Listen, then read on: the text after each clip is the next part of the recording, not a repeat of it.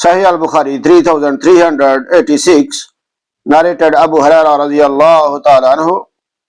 Allah's Messenger sallallahu alaihi wasallam said, O Allah subhanahu wa ta'ala, save Aiysha bin Abi Rabia radiyallahu ta'ala anhu from the unjust treatment of the infidels. O Allah subhanahu wa ta'ala, save Salma bin Hisham radiyallahu ta'ala anhu.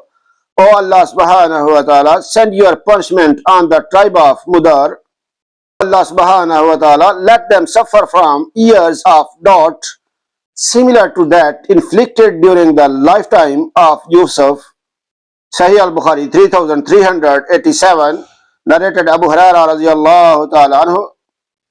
Allah's Messenger sallallahu alaihi wasallam said, may Allah subhanahu wa ta'ala bestow his mercy on Lot.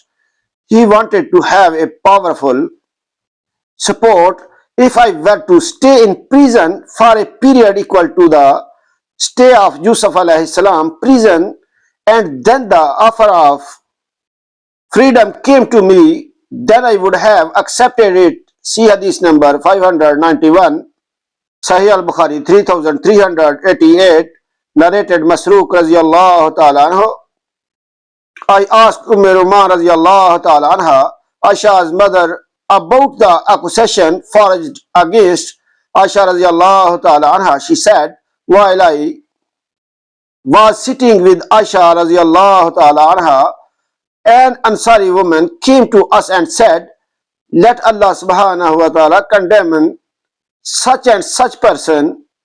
I asked her, why do you say so? She replied, for he has spread the slanderous story. Aisha radiyallahu ta'ala anha said, what story? The woman then told her the story. Aisha radiyallahu ta'ala anha asked, have Abu Bakr radiyallahu ta'ala anhu and Allah's Messenger sallallahu alaihi wasallam heard about it? She said, yes. Aisha radiyallahu ta'ala anha fell down senseless on hearing that, and when she came to her senses, she got fever and shaking of the body.